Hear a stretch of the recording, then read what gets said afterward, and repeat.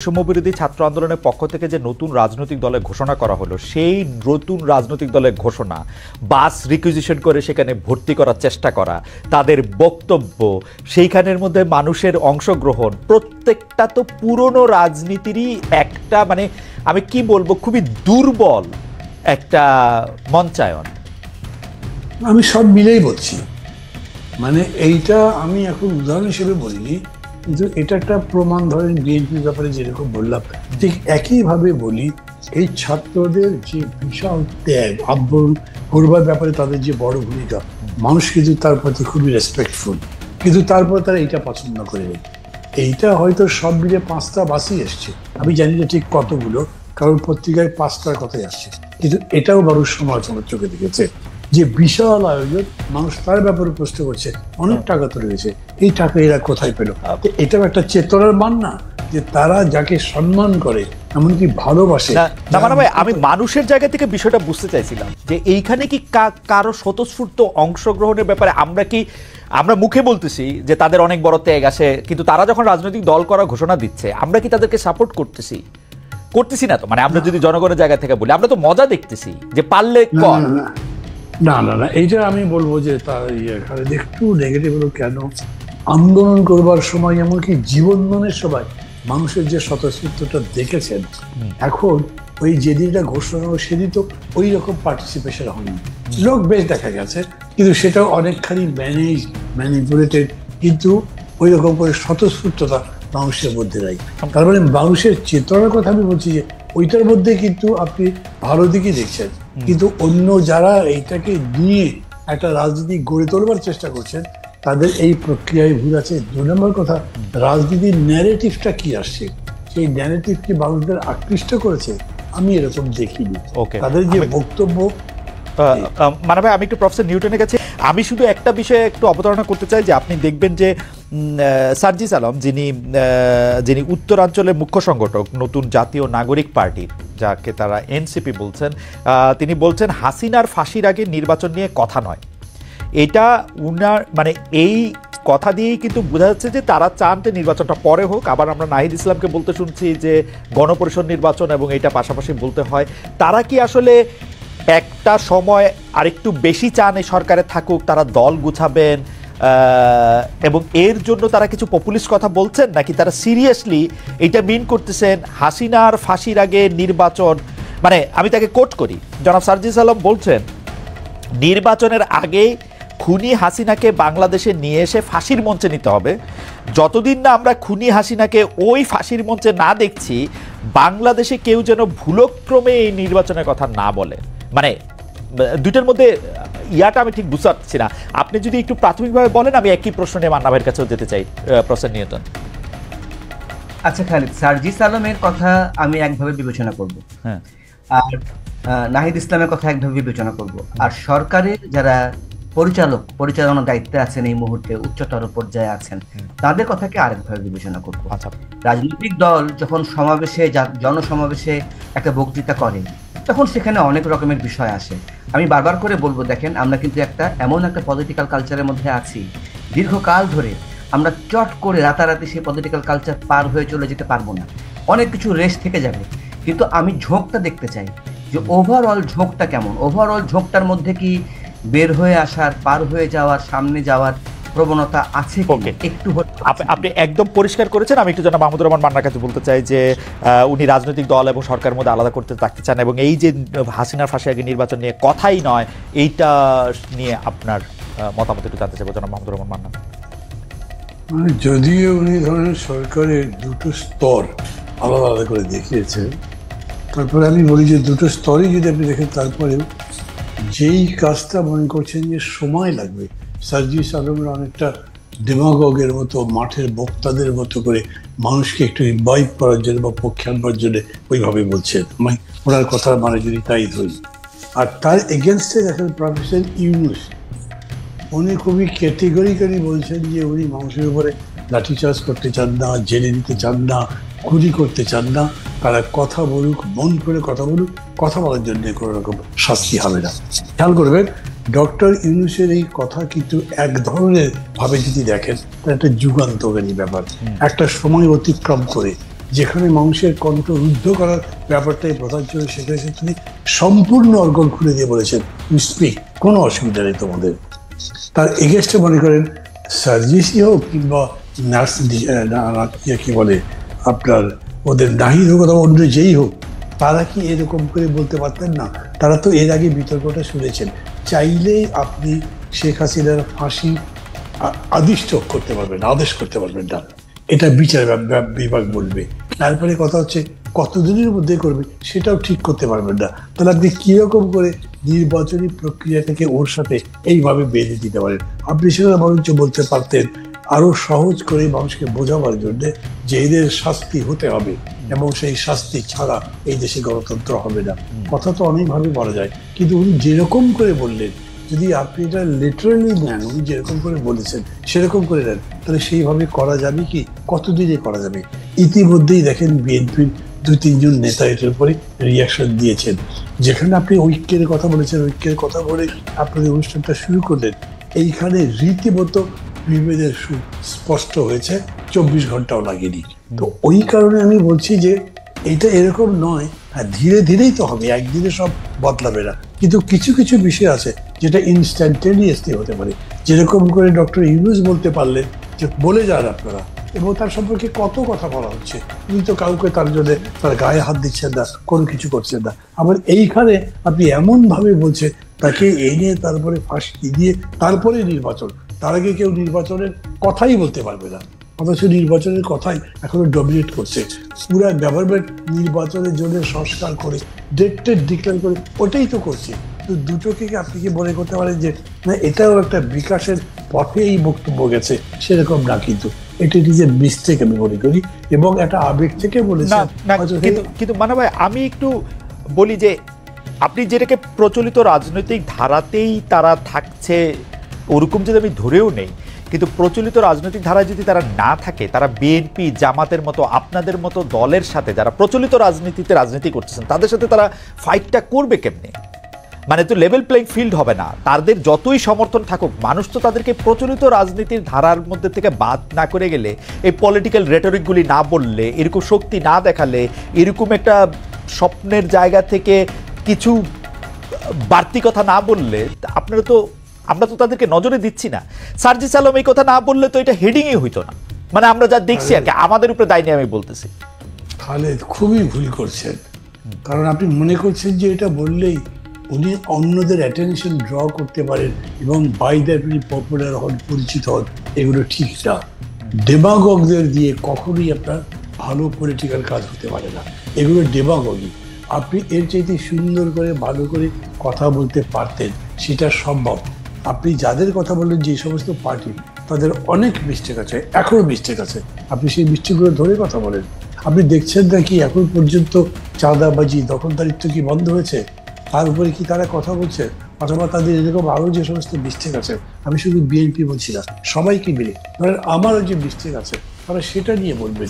রাজনীতির ওই জায়গাতে যেটা আমাদের দুর্বলতার দিক, যে দুর্বলতা কাটিয়ে উঠে আমাদের সবল হওয়া প্রয়োজন, সেই জায়গাটা ধরিয়ে দেবেন। কিন্তু ওনারা একেবারে এইটা বললে তো এটা পপুলিজম হলো, একেবারেই পপুলিজম হলো। কারণ একদিক দিয়ে তাদের গভর্নমেন্টের আপার লেভেল বলছে ইনক্লুসিভ পলিটিক্স করতে হবে, সেনাবাহিনী প্রধান বলছে ইনক্লুসিভ পলিটিক্স, আর আপনি কি বললেন? দুটো কন্ট্রাডিক্ট করছেন ডাইরেক্টলি। মানুষ তো কনফিউজ হবে। আপনি এটাকে যদি ব্যাখ্যা করে গুছিয়ে গঠনমূলকভাবে একটা বলতে পারতেন, তাহলে মানুষ একটা ডাইরেকশন পেত, মানুষ মনে করতে পারতো হ্যাঁ এই ছেলে, তার বয়স যত কম হোক কিংবা বেশি হোক, সে বোঝে, সে সামনের দিকে আমাদেরকে নিতে পারবে। কিন্তু আমি আপনাকে বলে রাখছি, আপনার মাধ্যমে যারা বলে শুনছে তাদের বলছি, এই বক্তব্যের সমালোচনাই চলবে বেশি। কেউই স্পষ্ট করে বলবে না হ্যাঁ ফাঁসির পরেই কেমন ভোট হবে, এরকম করে অন্যরা বলবে না। মানে কি দাঁড়াবে? তার বক্তব্য অনেকটা টকড আউট হয়ে যাবে। আমি এটা মনে করি এরকম, এবং আমি মনে করি বলে স্পষ্টতই বলছি। আপনি এরকম করে এমনিতে ধরেন, যেমন আমি ব্যক্তিগতভাবে তো ফাঁসি ঠিক সাজা হিসেবে, কিন্তু সেই বিতর্ক হচ্ছে এখানে। আমি এটা মনে করি তিনি যত বড় অপরাধ করেছেন তার জন্য তাকে শাস্তি পেতেই হবে। এই কথা যদি আমি বলি, কেউ আমার সাথে বিরোধ করবে না। কিন্তু আমি যদি বলি ফাঁসি দাও, তারপরে ভোটের কথা বলবে, তুমি ভোটের কথা বলতেই পারবে না, এই কথা তো বলা যায় না। এইটা দিয়ে মানে ভাই এক লাইনের একটা শুধু প্রশ্ন করতে চাই, আপনি ডেমাগোগির কথা বলছিলেন। এখন আমরা তো যাদের বয়স 50-এর উপরে, তারা তো হচ্ছে আপনার বক্তব্য দেখে আপনাকে বেশি পছন্দ করেছি, মানে আপনার বক্তব্য শোনার জন্য দাঁড়ায় থাকছি। সেই বক্তব্যের মধ্যে তো অনেক মানে আমি ওইভাবে বলতে চাই না, কিন্তু অনেক পলিটিক্যাল রেটরিকও ছিল। আপনার বক্তব্য আপনাকে অনেক রাজনৈতিক নেতা থেকে আলাদাও করছে, আপনি অনেক সুন্দর কথা বলছেন। তো সেই ক্ষেত্রে যেই যুদ্ধটার মধ্যে থেকে ওরা জিতছে, যেখানে ওরা হিরো, ওই একটা সুইটেবল গ্রাউন্ড কেন ওরা টাইনা নিয়ে আসবে না? মানে ওদের তো ওদের স্টেডিয়ামে কেন ওরা খেলবে না? আমি তো সুইটেবল গ্রাউন্ড টানতে অস্বীকার করছি না, তার জন্য নিষেধ করছি না, কিন্তু এই গ্রাউন্ডটাকে সুইটেবল আপনি কি ডিকটেট করতে পারেন যে তার ফাঁসি দিতেই হবে? আপনি কি ডিকটেট করতে পারেন এতদিনের মধ্যে ফাঁসি হতে হবে? বলতে পারেন না। তাহলে আপনি আনসার্টেনিটির মধ্যে পড়ে গেলেন না, কবে নির্বাচন করবে, 5 বছর পরে? আমি এই জায়গা থেকে একটু ডক্টর নিউটনের কাছে যেতে চাই যে প্রফেসর নিউটন, আপনি কি মনে করেন যে বিষয়টাতে আমরা দেখেছি যে শাহবাগের আন্দোলন যেটাকে আমরা বলি, সেটাতে হচ্ছে যে ফাঁসি চাই বলা হয়েছিল, শেখ হাসিনা ও সংসদের মধ্যে ব্যাপারটাকে একরকম সমর্থনও করেছিলেন। তো এইটা কি অনেকটা সেরকমই, মানে আমরা এই যে জায়গা থেকেই দেখবো যে তারা আসলে, আপনি কিভাবে দেখেন প্রফেসর নিউটন ডিকটেট করার প্রসঙ্গটা তুলেছেন? শাহবাগে সামান্য একটু পরে আসছি। আমি প্রথমে বলি কি, এই যে আপনি এবং মান্না ভাই যেটা বললেন, আমাকেও শুরুতে জিজ্ঞেস করলেন, আমি সরকার এবং রাজনৈতিক দলকে আলাদা করলাম। এখন আমি সার্জিস আলমের প্রসঙ্গটা নিয়ে যেহেতু অনেকখানি কথা হলো এখানে, আমি একটু বলি কি, আমরা কমন সেন্স থেকেই বুঝতে পারি। তার পাশাপাশি আমরা যারা যোগাযোগ নিয়ে পড়াশোনা করি, আমরা যারা আলাদা করে আরেকটু মন দিয়ে ভাবি, সেটা যোগাযোগ নিয়ে পড়াশোনা করা লাগে না, এগুলো খুব কমন সেন্স। সেটা হলো মানুষের কথার অর্থ অনেকগুলো স্তরে আলাদা আলাদা রকমের অর্থ থাকে, মানুষের কথা মিনিংয়ের অনেক লেয়ার থাকে। কেমন? তারপরে আমরা যারা শ্রোতা, আমরা যারা বিশ্লেষণ করছি, আমাদের মনোভাবের প্রশ্ন থাকে। মনে করেন যে আমি সার্জিস আলমকে পছন্দ করি না, তখন আমি তার কথার এক রকমের অর্থ খুঁজে বের করার চেষ্টা করব। মনে করেন আমি তাকে পছন্দ করি, তখন আমি তার কথার এক ধরনের খুঁজে বের করার চেষ্টা করব। এখন বলি, দেখেন, যেখানে মান্না ভাই জোর দিলেন, প্রপারলি দিয়েছেন, আপনিও দিলেন, সেটা হলো যে নির্বাচনের কাজ তো চলছে, সংস্কার কমিশনগুলোর কাজ চলছে, ঐক্যমত্য কমিশন তৈরি হয়েছে এবং এই সংস্কারগুলোর মধ্য দিয়ে নির্বাচনের দিকে আমরা এগোবো, সরকার এই দিকেই যাচ্ছেন।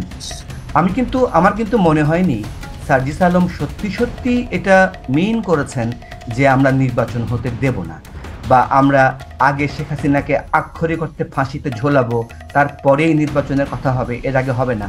সত্যি ঠিক এই কথাটাই উনি মিন করেছেন, আমার এরকম মনে হয় না। সার্জিস আলমেরই বা এই রাজনৈতিক দলের বা ছাত্র নেতৃবৃন্দের আগের পরের আরো অনেক কথার সঙ্গে যদি মিলিয়ে দেখি, তাহলে আমার যেটা মনে হয়, এরকম করেও দেখার সুযোগ আছে যে মানুষের মধ্যে একটা ভয় থাকে যে বিচার কি ঠিক মতো হবে, নির্বাচনের আগে যদি বিচার না হয়, তাহলে নির্বাচনের পরে নতুন একটা রাজনৈতিক দল, সেটা যদি পুরনো ধারার রাজনৈতিক দলগুলোই হয়, তাহলে কি আর নির্বাচনটা? প্রফেসর নিউটন, আপনার কাছে কি এই কথা মনে হয় যে হ্যাঁ, এই কথাটা ওরা বলতেছেন যে ধরেন বিএনপি নেতৃত্বে নতুন সরকার ক্ষমতায় আসলো, অথবা জামাত ইসলামী আসলো, অথবা মান্না ভাইরা আসলো, এরকম ভাবার কি কোনো কারণ আছে যে আওয়ামী লীগের নেত্রীর কুকর্মের বিচার তারা করবেন না? এরকম ভাবার কি কারণ আছে? বা বৈষম্য বিরোধীর চেয়ে কম করবেন, এরকম ভাবার কি কারণ আছে?